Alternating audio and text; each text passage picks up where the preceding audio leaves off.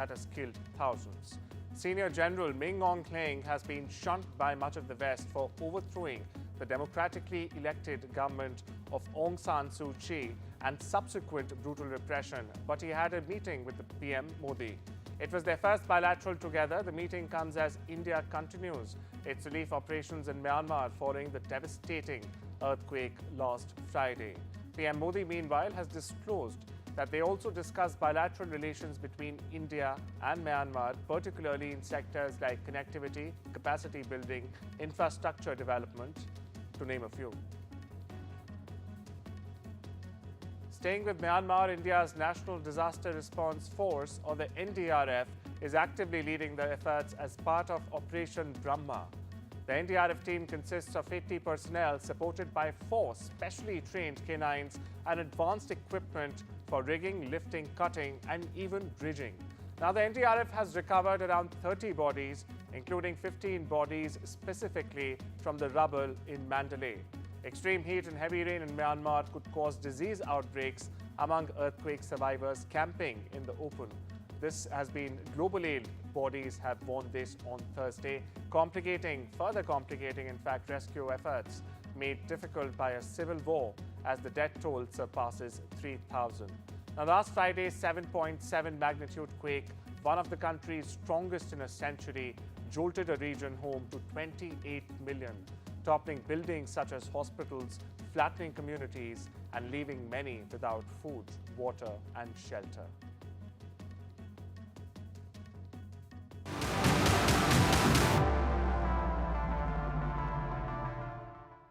And after attending the BIMSTEC summit, PM Narendra Modi is headed to Sri Lanka for a 3-day state visit at the invitation of President Anura Kumara Dissanayake. Now, PM Modi is the first, in fact, world leader to be hosted by President Dissanayake since he took office. This will be PM Modi's 4th visit to Sri Lanka as Prime Minister. Earlier, President Dissanayake had made India his first foreign visit after assuming charge. India and Sri Lanka share deep historical and cultural ties, making Colombo an integral part of India's neighborhood first policy. Now, key agreements are also expected in sectors like energy, digitization, and security, with New Delhi also pushing for defense cooperation deal. Now, the talks will also include India's plans to supply LNG and develop a regional energy hub in Tricomlés, where it competes with China's Sinopec, which is investing around $3.2 billion in an oil refinery in Hambantota. Now, the visit is expected to focus on trade, energy cooperation, and regional security. My colleague Gauri Dwivedi joins us from Colombo. Gauri, the visit comes amid Colombo's seeming China tilt. Maritime security, of course, as we know, is one of the top priorities and focus. What else are you picking up from the ground? So, of course, maritime security is one of the most important aspects of this partnership. But there are 3 very important layers to this visit, and which is why it assumes significance. One is that the Sri Lanka relationship is extremely important to India because of the location of Sri Lanka, the fact that there's been a heavy and growing Chinese interest in this region, the fact that there have been increasing Chinese interest in terms of large-scale projects. We saw that during the Rajapaksa tenure. We saw the downhill that happened for the Sri Lankan economy. And since AKD's dramatic rise last year and his presidency, India and Sri Lanka have been looking to really build up their relationship both on the economic side, the strategic side, and the defense side. There have been talks about a possible defense pact. If that does take shape in whatever form, we are yet to get any concrete details as to what it could be, if at all.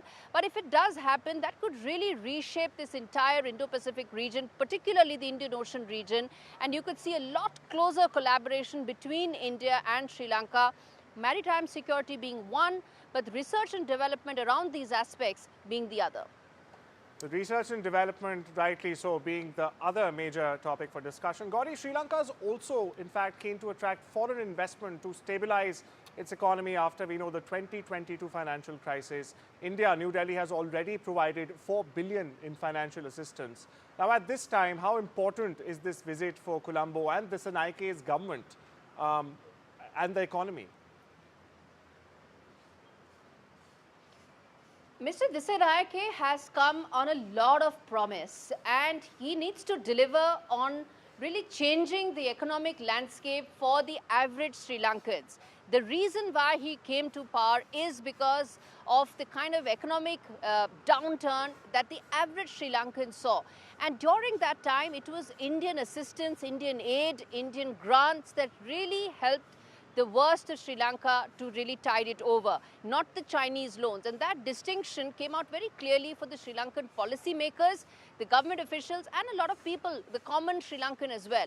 So all of that is what is leading into this visit, where the next phase will see a lot more economic partnerships. In fact, Prime Minister Modi is going to be inaugurating some important projects, including power as well as railway line projects with Indian assistance. So the fact that India is providing economic stability and security to Colombo is well known, established, and really strengthened during the 2022 economic crisis that Colombo faced. And I feel that this visit right now will only strengthen that further. Some of those projects actually could really reshape Sri Lanka's key areas, northeastern part, southern part, all of that with India's investments and aid. So I think economic partnership going forward could really strengthen after Prime Minister Modi's visit here. Well, thank you so much for laying down the framework, Gauri. And of course, our executive editor, Gauri Dwivedi, will keep on getting us the latest updates, the latest on-ground updates throughout the PM's visit. Moving on, a major shakeup at the top of America's spy agency. NSA Director General Timothy Hall and his deputy Wendy Noble have both been dismissed from their posts. The White House hasn't offered a reason for the abrupt move, but it's already drawing sharp criticism. Now, Hall, a 30-year Air Force veteran, had led both the NSA and the US Cyber Command since 2024. Meanwhile, his deputy Noble was the NSA's most senior civilian. Now, critics, including top Democrats, are calling the firings unprecedented and deeply disturbing. They're also, in fact, warning of political interference in the country's most powerful intelligence agency. US stock markets have plunged after President Donald Trump's drastic tariffs ignited fears of wider economic turmoil. The S&P 500 notched its biggest drop since 2020 as investors came to terms with the scope of Trump's assault on global trade. Meanwhile, major companies like Nike, Apple, and Target also saw sharp losses. In fact, Apple, which relies on overseas production, lost more than $300 billion in market value, its largest single-day wipeout ever on record. Meanwhile, commodity prices also slumped and the dollar wiped out all of its post-election gains. The trade salvo led economists to slash their growth projections for the US. Some, in fact, now predict a recession this year and hiked inflation forecasts. Trump defended his move, saying it would boost the economy, but China and the EU have vowed retaliation, warning of higher duties on American goods. Meanwhile, the World Trade Organization, or the WTO, expressed concern, predicting a 1% drop in global trade volumes. Meanwhile, on the sidelines, traders are fearing that the tariffs could very well stoke inflation and slow growth. But the American president, of course, he says he's continuing with his approach and the markets will eventually boom. Indian pharma stocks crashed after US President Donald Trump warned of unprecedented tariffs on the sector. Shares of Aurobindo Pharma, IPCA Laboratories, and Lupin dropped up to 10%, while others fell between 4 and 9%. Now, Trump's announcement comes as the US investigates pharma imports under Section 232 of the Trade Expansion Act, citing national security concerns. The sector had seen a temporary exemption from tariffs, but Trump has now hinted at strict measures ahead.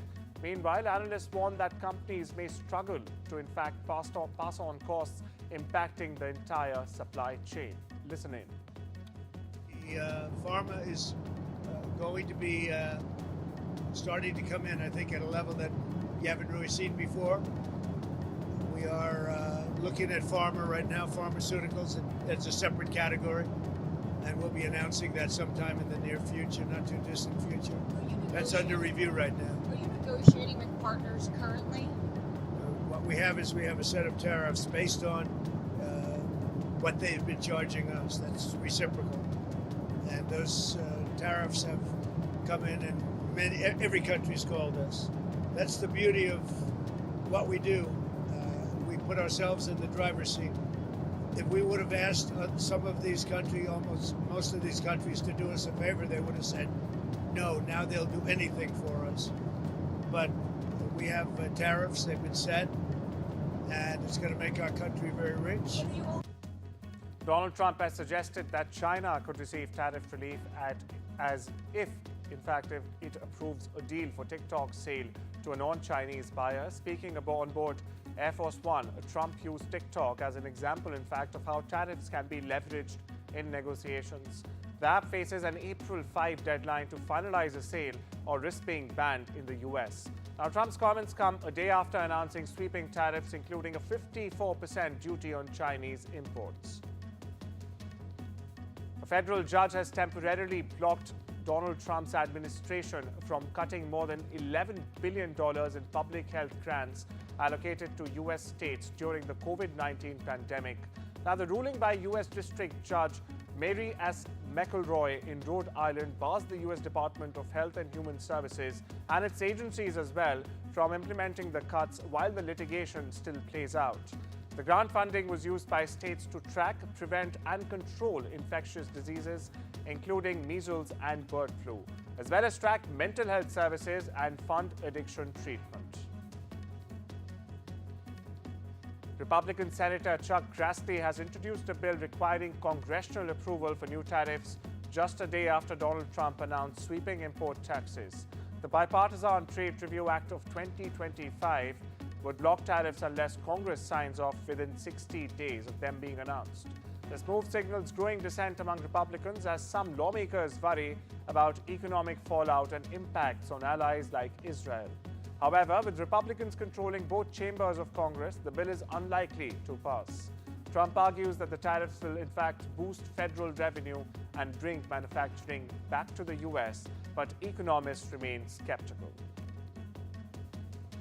A deadly storm system sweeping across the U.S. from Texas all the way to Ohio has killed at least 7 people and left 13 others injured.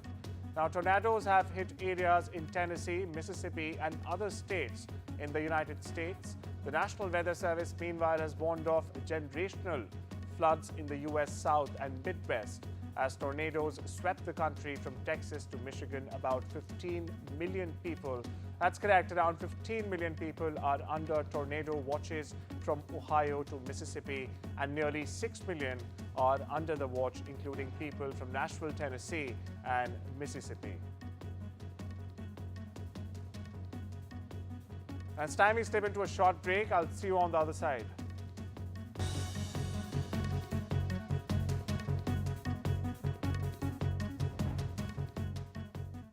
I think that there's something that's always there that I just need to uncover. Like, I know I'm gonna get there, but I have to be patient with myself. That's probably the scary part for me. And it's okay, like, if you completely pivot and change.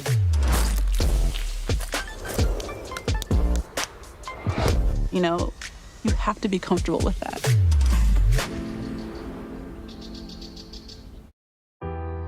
For Monu, every step is agony. But he's forced to carry heavy loads and bricks up narrow, steep flights of stairs, hour after hour, day after day. Life can be cruel and short for hard-working donkeys like Monu. With little food, water, or rest, they must keep going no matter what. Crude harnesses cut into their flesh. Horrific wounds and injuries go untreated. And when they've given all they can, many will simply be abandoned. You could help us treat more sick and injured donkeys. We won't stop until each one has a good life. But we can't do it without you. So please call 0800 035 9305 or text STEP6 to 78866 and give £2 a month. Your help will be the first step towards a better life for brave donkeys like Monu.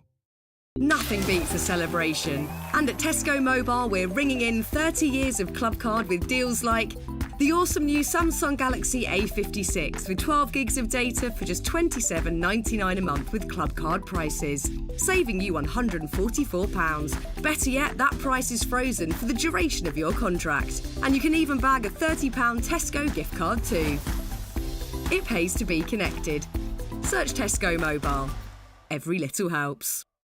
Wouldn't life be so much easier if you could control your blinds at the touch of a button? With Ultra Smart Blinds from Appeal, there's no chains, cords or wiring because these stylish blinds are driven by a rechargeable power pack. New Ultra Smart Blinds from Appeal, the intelligent solution for home shading. Goldbank London. Your #1 place for buying and selling gold. Visit goldbank.co.uk or call 0203 500 1111. We know travel can be confusing. That's why I use travelup.com. Compare and book over 100 airlines and thousands of hotels. And while you're away, TravelUp has you covered. Get flight updates on delays and cancellations in a way that suits you. TravelUp provides this for over 100 airlines. So there's no need to have multiple travel apps on your phone. Book now on travelup.com or call 0207 580 5000. TravelUp. Flights, hotels, holidays.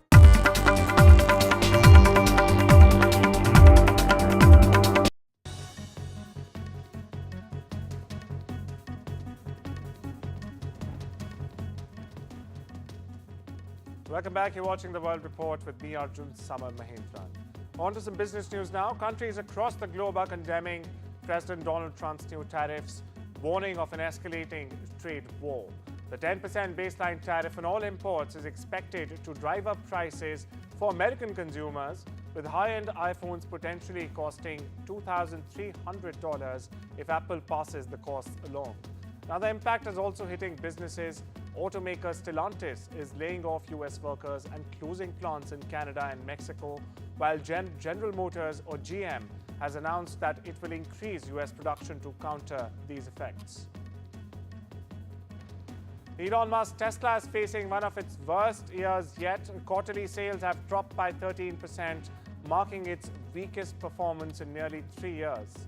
Tesla stock has plummeted 45%, and analysts at Deutsche Bank predict a further 5% decline in 2025. CEO Elon Musk, meanwhile, remains optimistic about recovery, but concerns are growing over brand image, aging vehicle models, and rising competition, especially from China's BYD. Additionally, Musk's political involvement and ties to Donald Trump are fueling investor fears as well. Intel and Taiwan Semiconductor Manufacturing Company have reportedly tentatively agreed to form a joint venture to manage Intel's factories. TSMC is expected to take a 20% stake in the new company following US government's pressure to help Intel recover from financial struggles. The company has faced setbacks in AI-driven semiconductor boom, reporting an $18.8 billion net loss in 2024. Meanwhile, TSMC is investing $100 billion in new chip US facilities. Auto giant Nissan has announced it will stop taking US orders for two Mexican-built Infiniti SUVs, QX50 and the QX55. Now, this move or development comes following President Donald Trump's new 25% auto tariffs. The move signals a major shift in Nissan's operations as the Japanese automaker has been struggling in the US market. The tariffs, which took effect on the 4th of April, hit Nissan particularly hard since it exports most of its cars it manufactures from Mexico to the US, among other Japanese automakers. Meanwhile, the company is also scaling back production shifts at its Tennessee plant. In the world of F1, McLaren's Lando Norris dominated the first practice session ahead of the Japanese Grand Prix, setting the fastest lap time. Yuki Tsunoda, making his debut in a Red Bull car, impressed, in fact, with a 6th place finish, trailing his teammate Max Verstappen by just a fraction of a second. However, Red Bull still lagged behind McLaren, with Verstappen's lap time more than 0.5 seconds or half a second slower than Lando Norris.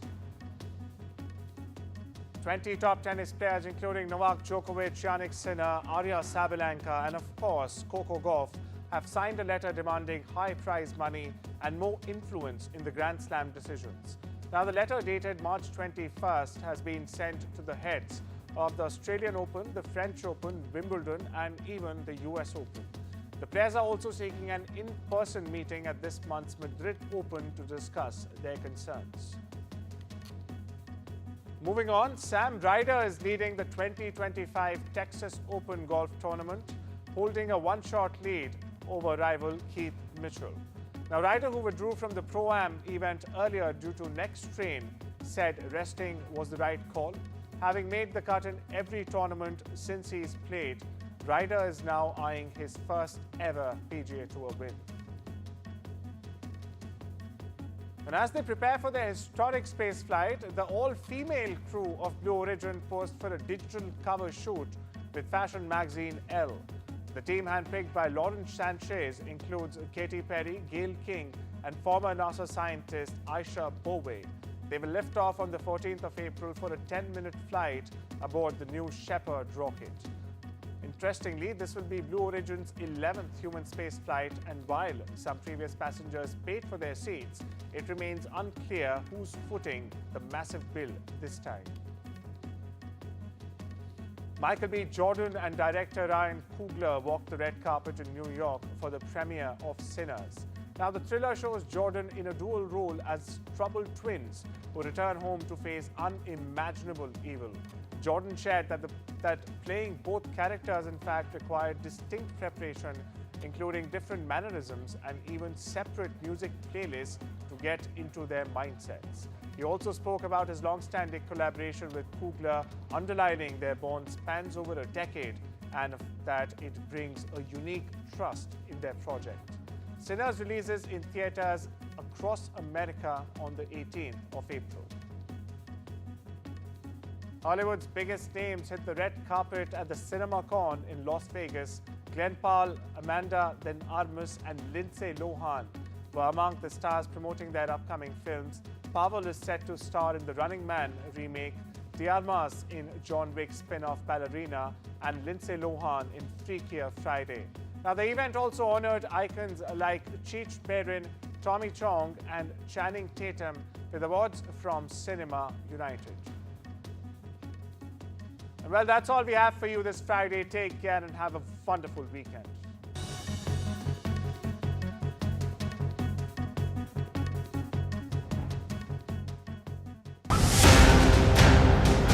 One of the worst earthquakes hit Thailand recently, and the tragedy is still unfolding. You can see some sniffer dogs here. Authorities have told me that they had located some vital signs, but they have not been able to pull anyone out.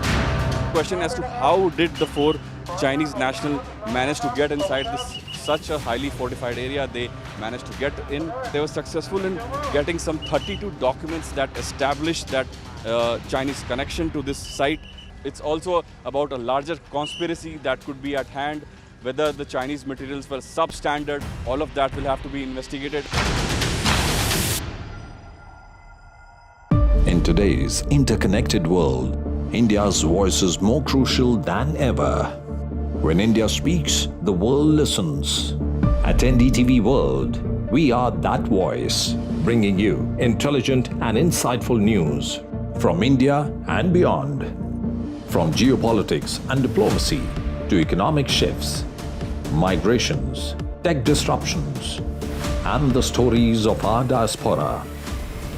We cover the news that shapes our global future. NDTV World, your new home for global news, is here. When we spoke the last time you were in India, you did mention that you've actually spent more time in India than... It comes at a time when protests have also been seen. We've been seeing protests in the state of Tamil Nadu that's been called by actor-turned-politician Vijay as well. And, this is in regard to protests. Now, we're seeing protests taking place also in the state of Gujarat. Well, of course, one has to keep in mind that this is a non-BJP ruled state in West Bengal. Trinamool Congress is in power. And as we were getting in the voices from the protests, they did say that this is going to impact the BJP regime. It's going to impact the center because they will not get the support from the minority community after the passage of this bill. And they are, of course, raising their voice against the center for bringing in these amendments and for making the alterations in the Waqf properties and the Waqf board. So the protest here in West Bengal, of course, coming out against the Waqf bill, just as the Trinamool Congress has done in the parliament. They have voted against the Waqf bill in both the Lok Sabha and the Rajya Sabha.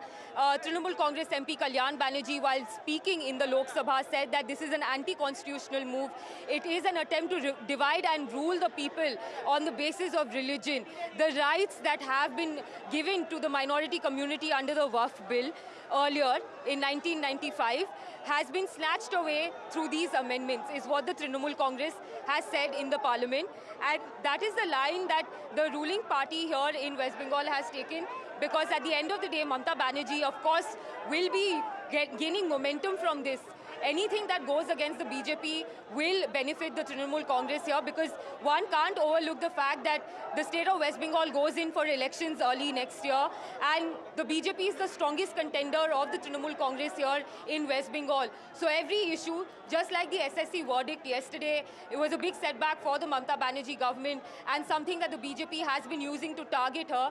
Similarly, Waqf is an important issue that the Trinamool Congress is using. Shri, just stay with us. We'll be back. Let's just cut across to Prime Minister Modi, who is in Thailand, of course, on the sidelines of the BIMSTEC summit. He did, of course, meet with Mohammed Yunus, and now the Prime Minister is also expected to be meeting with the Prime Minister of Nepal. There you can see the Prime Minister at a temple in Bangkok, and of course this is after the being part of the BIMSTEC summit. Do remember that he did meet with the leader of Bangladesh, and what we did here is the outcome of that meeting is Prime Minister Modi has encouraged discussions on mutually benefiting talks as far as the two nations are concerned, and of course highlighting India's desire to forge a positive and constructive relationship when it comes to Bangladesh. This is a meeting that took place of Prime Minister Modi and Mohammed Yunus on the sidelines of the summit, and of course a lot of speculation was rife in regard to the meeting of the two leaders because of the remarks that were made of Mohammed Yunus in regard to the northeastern states being landlocked. That is what he had said while showing his closeness to China. So this, of course, has come, during that summit. Of course, on the sidelines, bilateral meeting was also held with Myanmar's senior general, expressing his condolences for the loss of life and assuring assistance when it comes to India in order to aid Myanmar in its search for the missing people. Do remember the earthquake that has claimed over 3,000 lives, and Prime Minister Modi there assuring all kind of assistance that will be provided from India in making sure that all kind of assistance is provided for. So the Prime Minister there at Thai temple in Bangkok. The Prime Minister is going to be meeting with the Prime Minister of Nepal, and later in the evening the Prime Minister is going to be departing for Sri Lanka.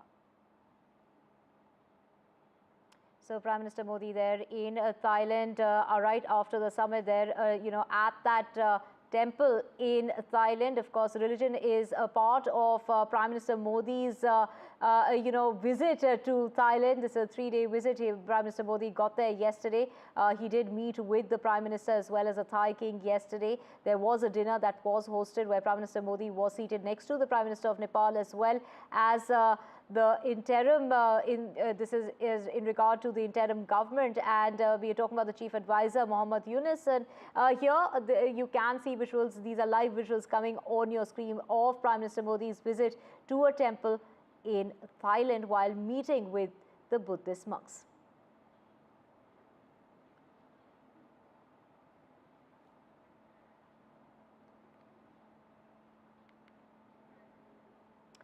And this is Prime Minister's message in regard to that meeting with Mohammed Yunus, saying that, avoid any kind of rhetoric. The Prime Minister has spoken about, avoiding rhetorics when it comes to the environment and wants a constructive relationship. And these are the remarks in the backdrop of the northeastern states being landlocked. That is the comment that was made by Mohammed Yunus.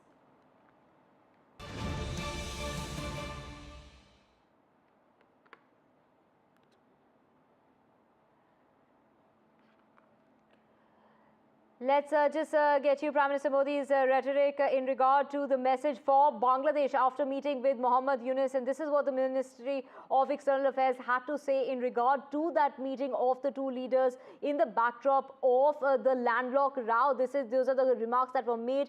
We have my colleague Ghazali joining us on the phone line. Ghazali, take us to the message that has been put out by the Ministry of External Affairs. Of course, while talking about forging a mutual partnership and a relationship with the neighboring country, he has also spoken about the rhetoric when it comes to environment and to avoid any kind of rhetorics is what the Prime Minister has put out that message when it comes to Bangladesh.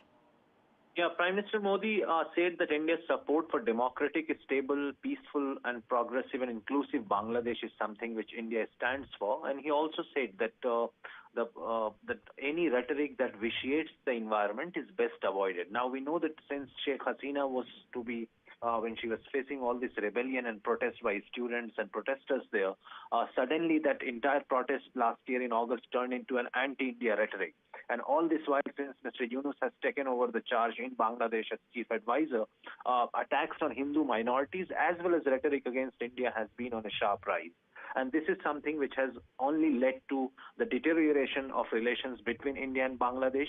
And Prime Minister outlined that fact that these kind of rhetorics which spoils the atmosphere, which spoils the relations between the two countries, and which vitiates the environment should be best avoided. And Prime Minister went on to say that those issues which have a long-standing dispute between the two countries, including the border management or illegal, you can say, all those smuggling of arms and drugs and other counterfeit currencies from Bangladeshi side should be strictly dealt with. Strict enforcement of the border management issue should be taken care of. And Prime Minister also said that India's concerns over the safety and security of minorities is still a priority for India, and India will keep reminding Bangladesh to take care of the Hindu citizens or the minority citizens of the country who are facing persecution there. Right, of course, Ghazali, this really comes in the backdrop of what was really said in regard to Mohammed Yunus during his recent visit to China, remarking that India's northeastern states are landlocked and had no way to reach out to the ocean, presenting Bangladesh as a primary gateway for the region's maritime access while developing its closeness to China. Thank you so much, Ghazali, for joining us with those details. Let's just go across now to Kolkata, where my colleague Shriyashi is joining us from the streets of Kolkata, where a protest is taking place against the passage of the Waqf bill in both the houses. There you can see the number of people gathering right after Friday prayers against the passage of the Waqf bill. This is in regard to we are seeing protests not just in Kolkata but also in different parts of the country, from Gujarat as well as in Tamil Nadu. In Tamil Nadu, it's the TVK actor turned politician Vijay, who has also called for protests, and demonstrations have been seen since early this morning. Now we have people in Kolkata gathering right after the Friday prayers, echoing sentiments in regard to the Waqf bill that has got its nod from both the houses, and the demands are being made for that bill to be repealed, and that is also the sentiment that is being echoed by the TMC. It is Mamata Banerjee that is saying that this passage of the Waqf bill is going to divide the country, and this is a policy of divide and rule of the BJP. That is how the TMC is looking at the passage of the Waqf bill. Shriyashi joining us from the streets of Kolkata. Shriyashi, this is supposed to be a peaceful protest. That is what they said. This is going to be like the farmer protest, which is going to be absolutely peaceful. Take us through, what is really happening on the streets at the moment.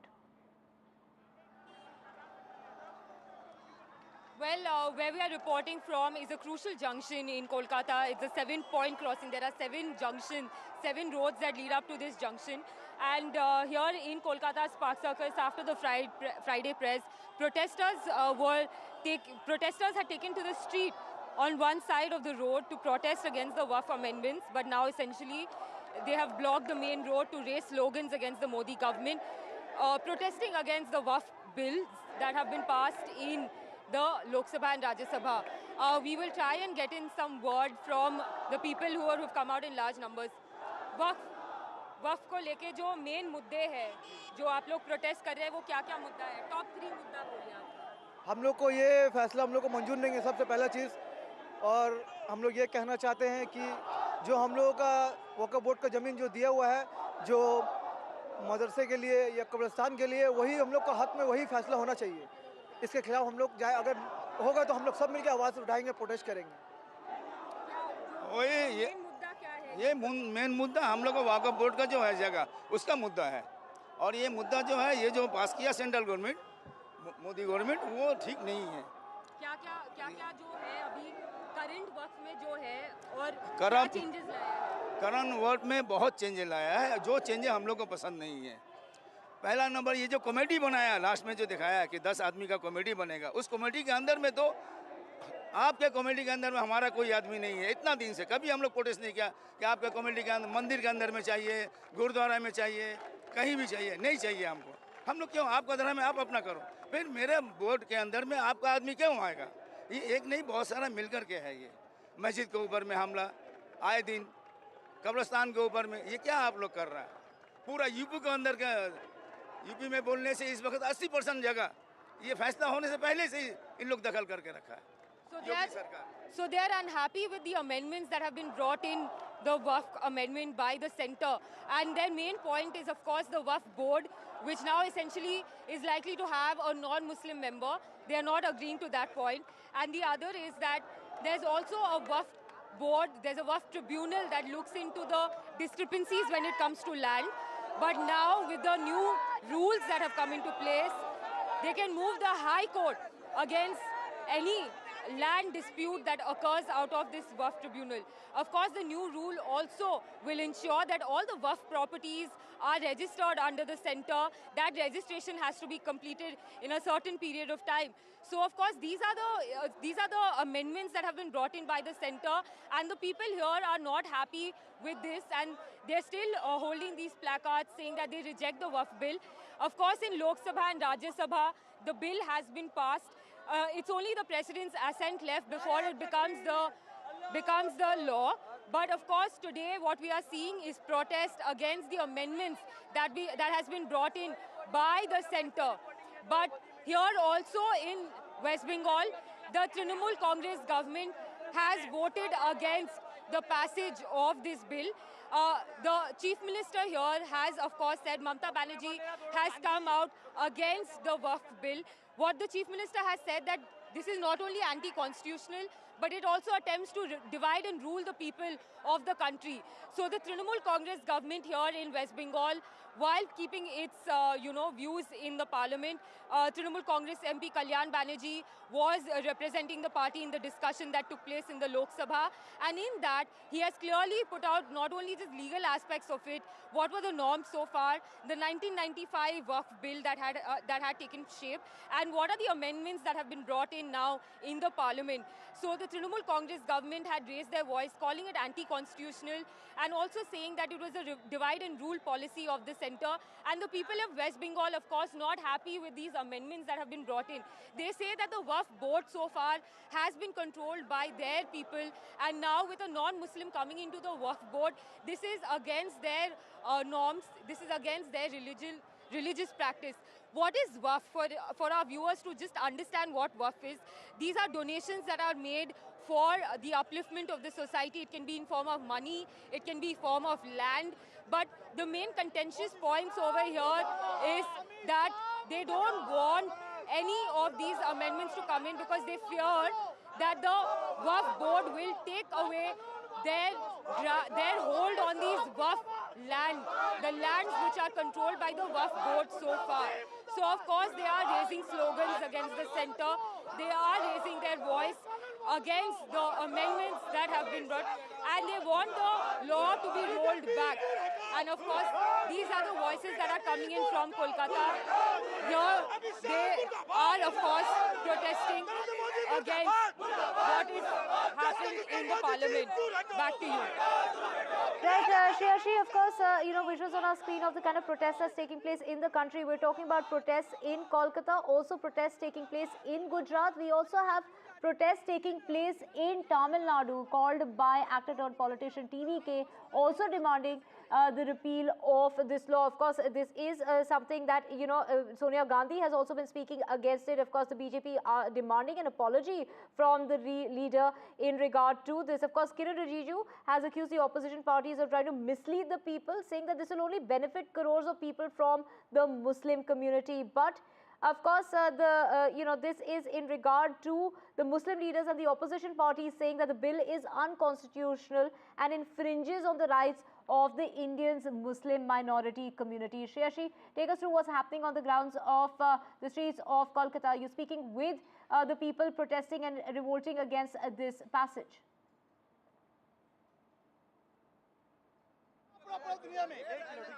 Well, the protesters here, of course, want their voices to be heard. I will ask the protesters here, what are the contentions that they have?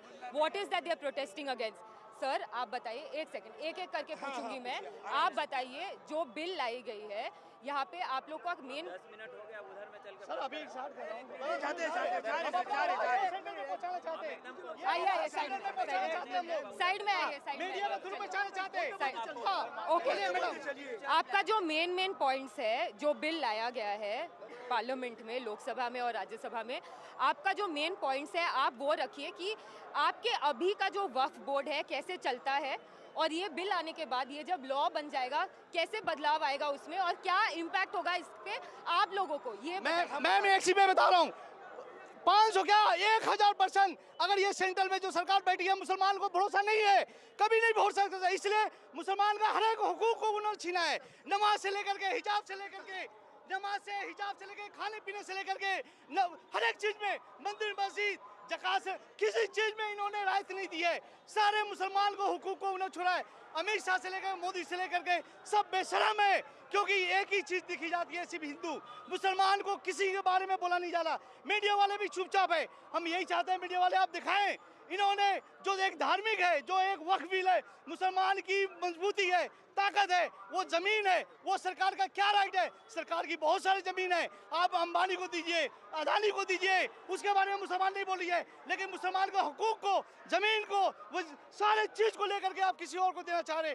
Shreyashi, we will come back to you in just a minute. And protests taking place in Kolkata against the passage of the Waqf bill in both the houses. And it's not just in Kolkata, but also we're seeing protests taking place in Gujarat. The Congress leaders also in Delhi have been demanding the repeal of this. In fact, it was Sonia Gandhi terming the Waqf bill a brazen assault on the constitution, accusing the BJP of seeking to keep the society in a state of permanent polarization, while it is Kiran Rijiju saying that this will benefit the Muslim community at large. With that, we're slipping into a short break, coming up with a whole lot more on the other side.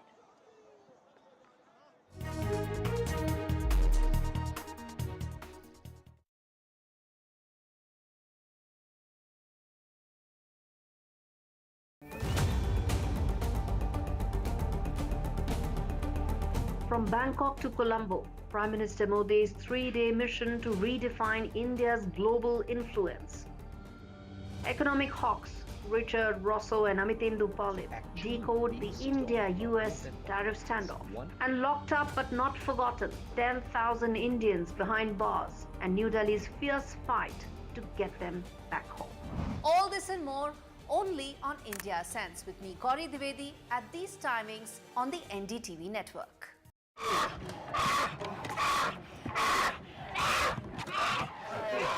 This baby bear is terrified. Torn from her mother's paws at a tender age.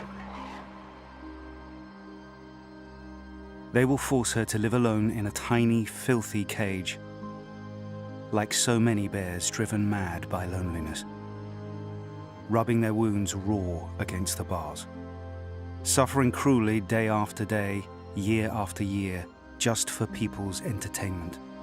Four Paws found little Potap crammed into a tiny, squalid cage. He'd been there for almost 9 years, lonely and isolated. There are so many more young bears who need your help. Please call 0800 038 0455 or text CUB3 to 78866 and give £2 a month to help rescue them. Every month, your £2 could help us free more bears, help give bears the veterinary care they need, and help them live happy, healthy lives in the freedom of our natural sanctuaries. Call 0800 038 0455 or text CUB3 to 78866 and give £2 a month and help 4 Paws free bears from agonising torture. Please, don't leave these bears to suffer for a single day more. It feels good knowing that your future's in hand. Evlo can offer you a loan from £1,000 to £15,000. Get your conditional decision in minutes.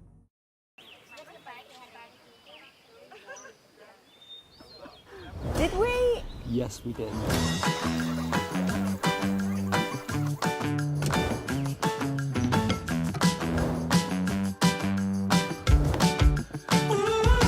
Professional monitoring? Activated. This summer, leave your worries behind. Protect what matters to you with Simply Safe Home Security. Systems start from under £200 with a professional monitoring plan. There's no safe like Simply Safe. Will you tell me if I'm flying to Delhi to New York, can I take a stopover in Dubai to explore, or do you think it'll be too hectic? Looking for holiday and flight recommendations in strange places? Don't. Just come to Brighton. Brighton Travel, making travel brighter. With Post Office Over 50s life cover, enjoy peace of mind knowing your family will receive a guaranteed payout when you're gone. UK resident 50 to 80, your guaranteed acceptance. No health checks and from just £1.15 a week. Plus free 24/7 GP access with the health and wellbeing benefit. Purchase and receive a £125 gift card for amazon.co.uk, Tesco or M&S. Visit postoffice.co.uk/over50s. From interesting tech startups to industry-leading companies, politics, sports, culture, curry, cricket. Oh, there's so much to talk about. Like me, if you too thrive on interesting conversations, this is a show you cannot miss. Watch this space to know more about all matters and all people that make Britain what it is today. Out of Britain, with me, Radhika Iyer.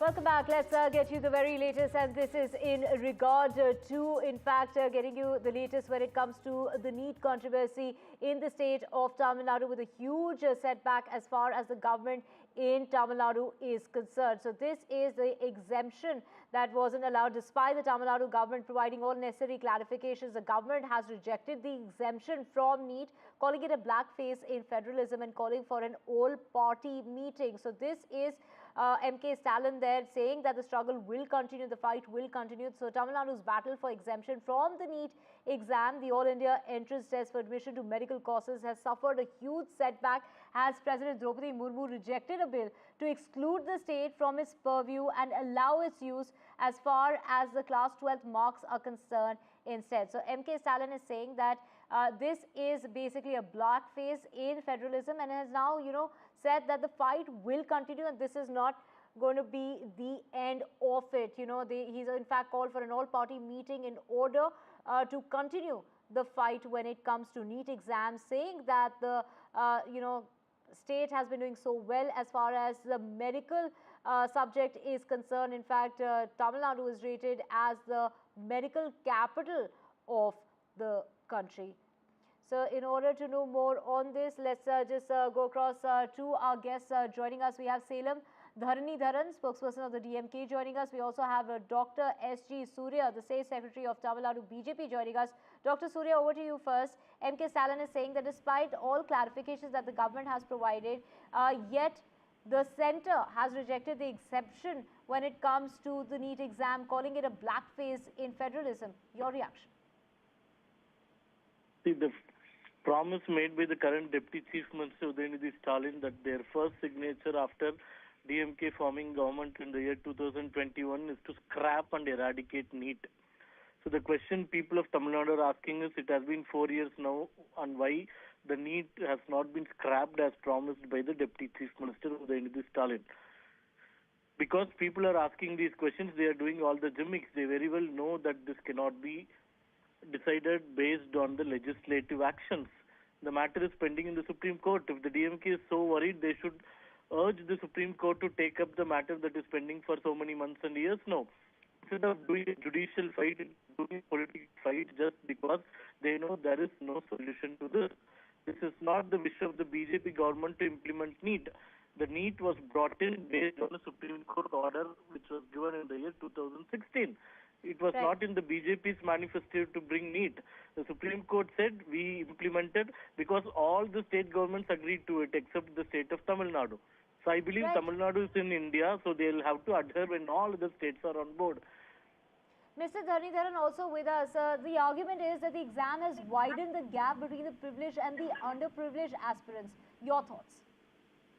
See, it's very obvious that any entrance exam is antithesis to the concept of merit. It's not just a creation in Tamil Nadu, but across the world, political scientists researching on merit.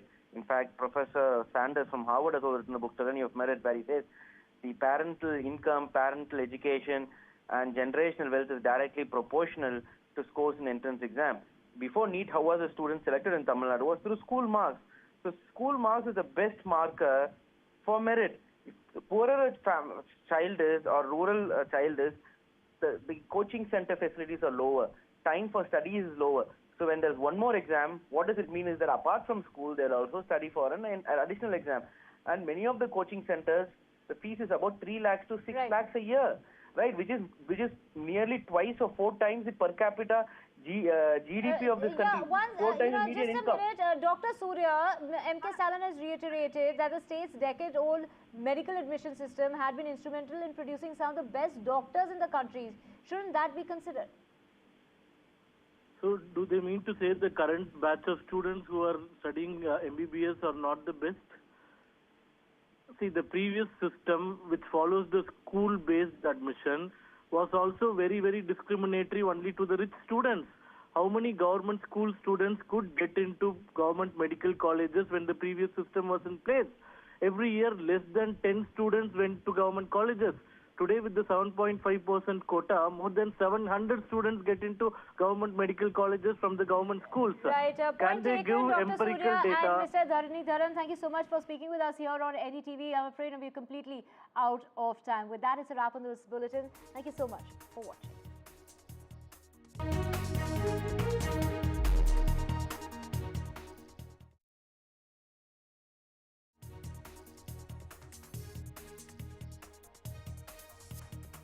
Our first year as a family flew by.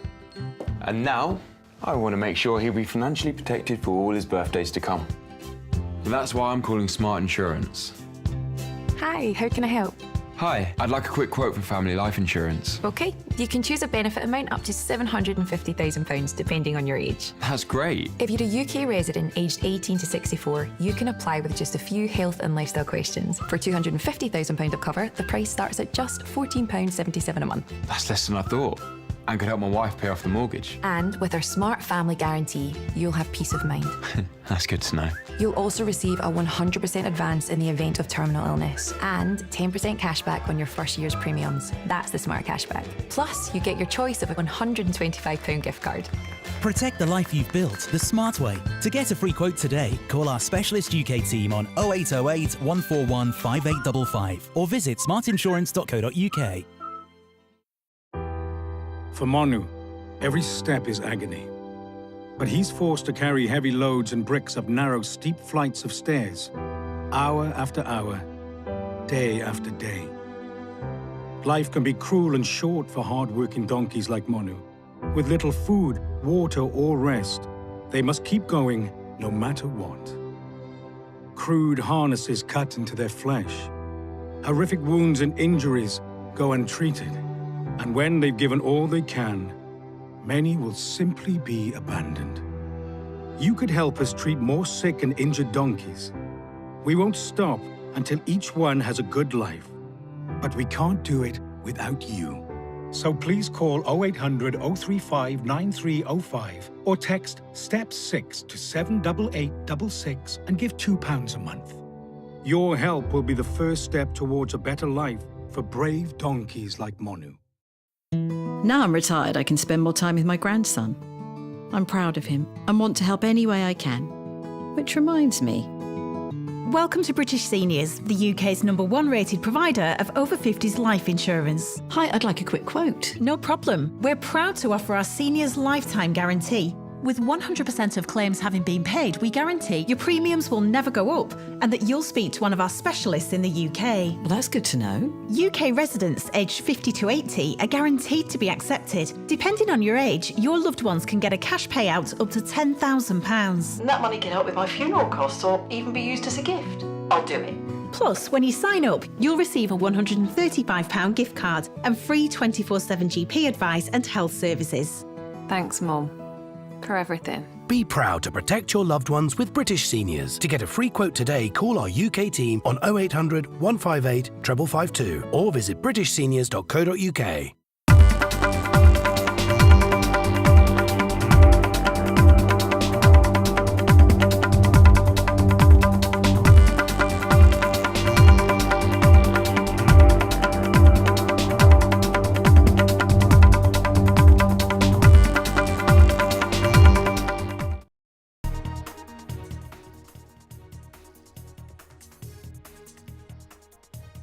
Prime Minister Modi meets with Bangladesh advisor Mohammad Yunus at the BIMSTEC summit in Thailand, raising violence against minorities as an issue. Avoiding rhetoric is what Prime Minister Modi has told Mohammad Yunus.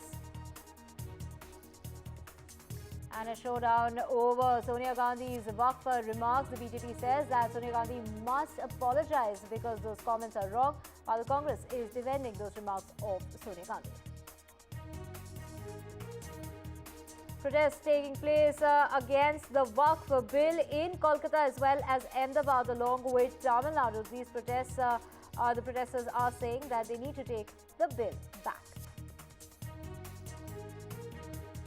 And a setback for the government in Tamil Nadu. This is the centre has now gone ahead and nixed the exemption bill when it comes to the NEET exam. Stalin says this is a blackface in federalism. And a man has died in Karnataka by suicide, blaming a Congress MLA. This is soon after he was arrested on charges of making comments about the Congress MLA. JNK blowback on the Waqf bill. Srinagar revolts on the new Waqf bill. Well, this is the resolution that erupted in the Assembly of Jammu and Kashmir.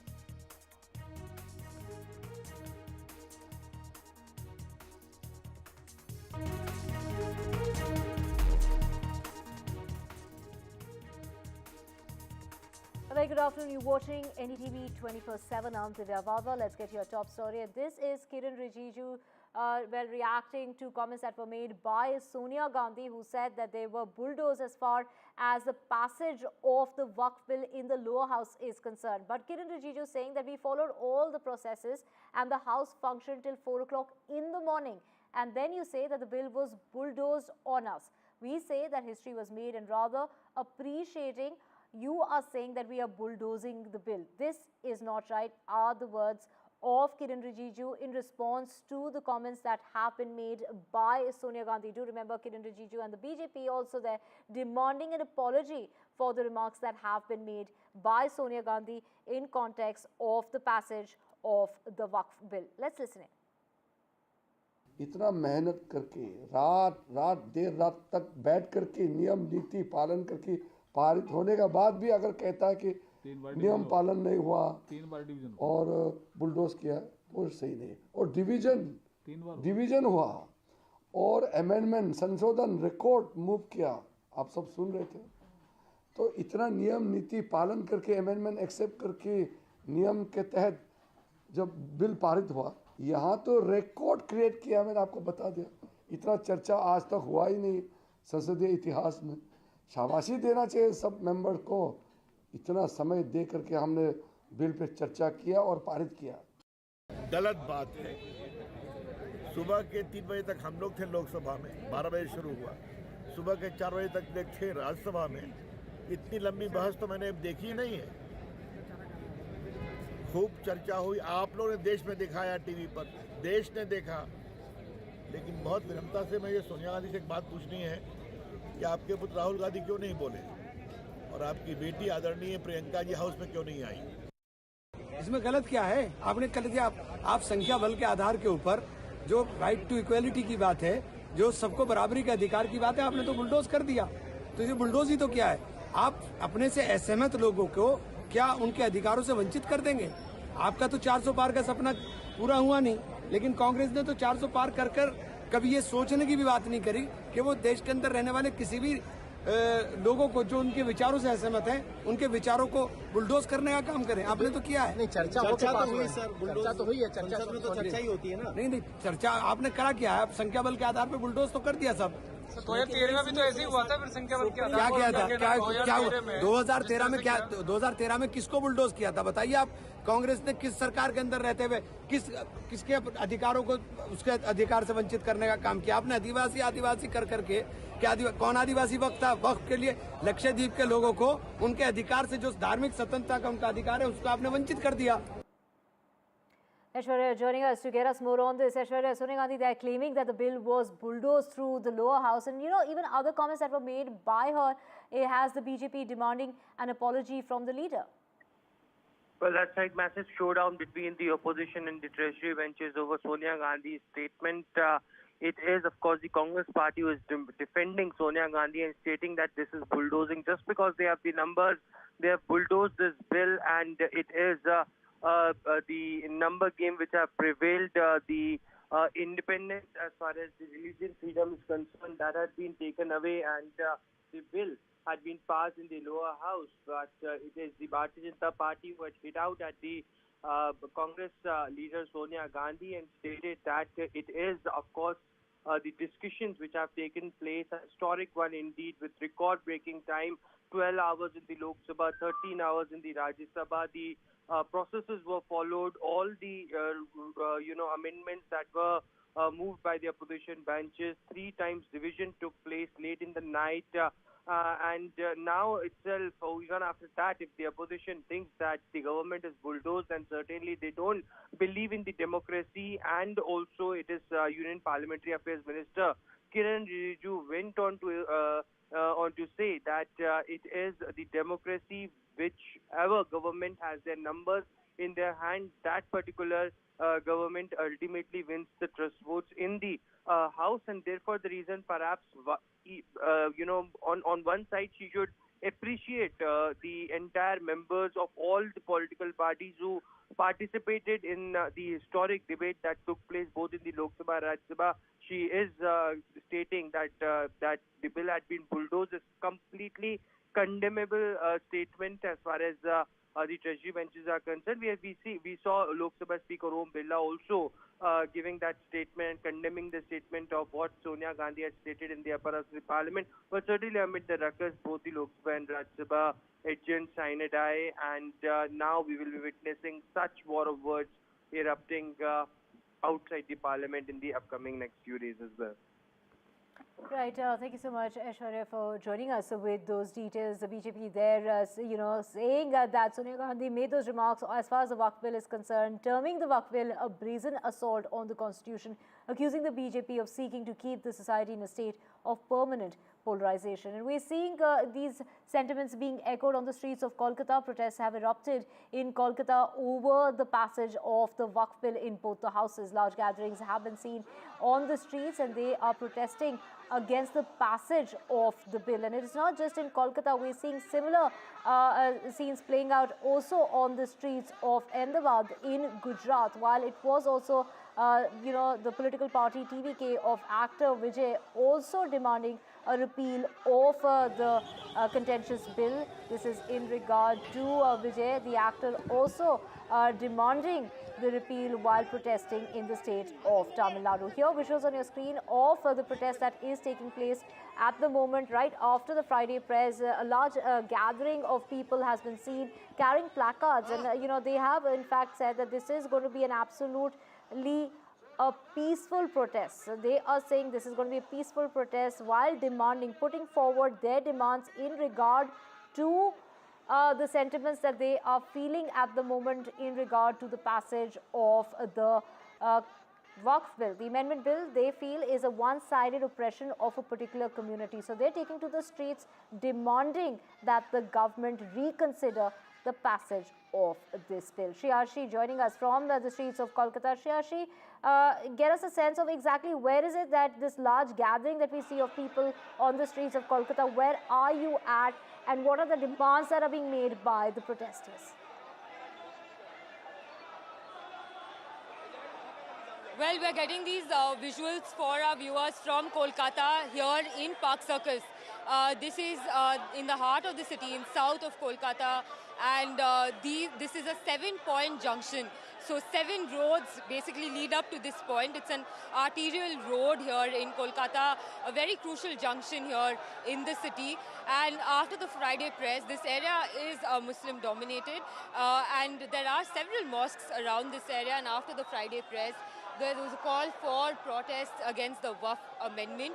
And as you can see on your screens, protesters have come out in large numbers here. They're standing on tempo trucks. The roads essentially leading up to the mosque has been completely blocked and taken over by them, keeping their voice, keeping their viewpoints against the amendment on record. And on the other hand, a bit of a sticky situation for the police, which is trying to ensure there is no untoward law and order incident. You can see there the protesters are flocking in. They are raising their voice. You can see how they have gathered at the center of this junction. And of course, you know, it's a regular day.